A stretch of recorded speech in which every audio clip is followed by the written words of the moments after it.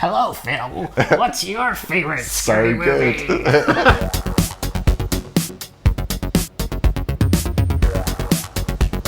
Hello, welcome back. My name is Phil. Thank you very much for joining us for this episode of Boys on Film. Raj is here. I'm here, and Phil, I'm going to cut you off because I have a surprise for you. Cut me off or cut me? You're going to cut you, bitch. Oh. I've been such a bad friend. Oh.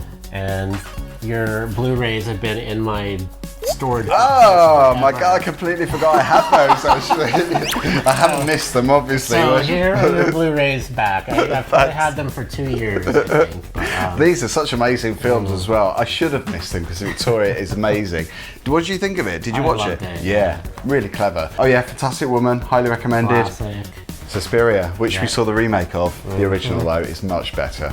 So, thank you. Happy Christmas. Yeah, thanks. So, a film that hugely anticipated. It's the fifth film, the first one not to be directed by Wes Craven, because obviously he passed away a few years ago.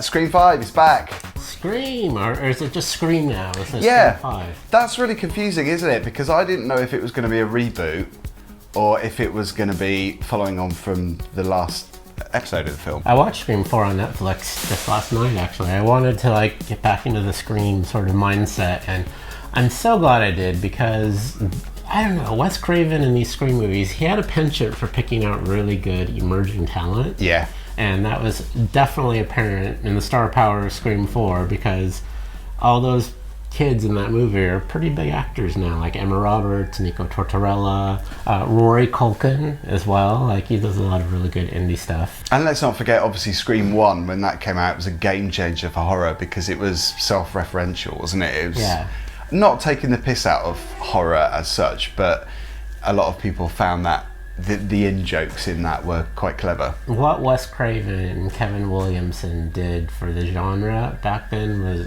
groundbreaking. Yeah. It reinvented horror from the 80s horror flicks that we know and love. I mean, Phil, I know this is your jam, but it really changed the game when Scream came out. And so I'm so excited for Scream 5. I'm so excited. So excited. And this is the thing, I've seen so many sniffy critics that have given it 2-star ratings, which I think is quite harsh. But then I realise, obviously, these critics aren't horror fans. I think it's going to be polarising for so many critics because not everybody likes horror as a genre, regardless of how clever the film is. I think they're just going to be put off by that. Yeah. So I think when people talk about it being a reboot, it's probably not a reboot in the sense of they're starting from scratch again. They're actually sort of just picking up the storyline again and with a new set of characters, but still paying homage to Wes Craven and still Neve Campbell. She looks great these days. She is a fine wine. She is really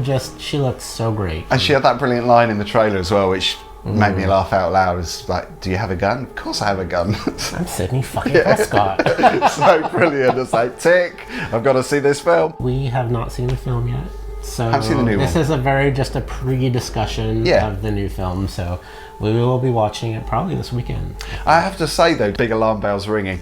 It's not my favourite horror film franchise. Because obviously I have. Yes, Phil, we know you love horror Halloween. film franchise. We know although they're you not love all brilliant in Halloween. Halloween. What are your expectations of the new film? I think I'm going to enjoy it. I don't think it's going to be as good as the first one, but I think it's always difficult, living up to the first film because there's such a big buzz surrounding that first film. I have to say, I've been really trying to avoid spoilers like the plague. I want to be surprised watching this, and from what I've heard from what some critics are saying, it's a roller coaster ride. So I'm looking forward to it. I want to be scared out of I want jump scares. I want jump scares. I want jump scares. I want to enjoy it in the cinema. And Drew Barrymore has her own talk show, so it's been Scream Week all week, and I've just been enjoying the interviews of Neve and David Arquette and Courteney Cox have been giving around it. It just makes you feel like you're just back home with them, and there's a real sense of comfort. And this movie, which is all about stabbing and slashing people up. So.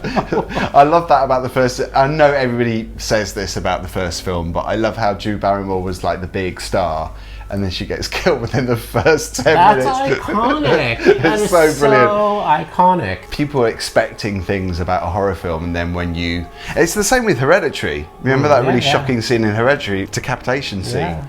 I was like so shocked by that because I didn't expect that to happen so soon into the movie. I want to watch that movie again. Yeah, no, I want to see that as well.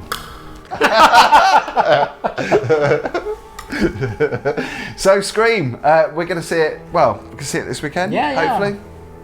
We'll do a full review when obviously we've done that, when we've seen the film.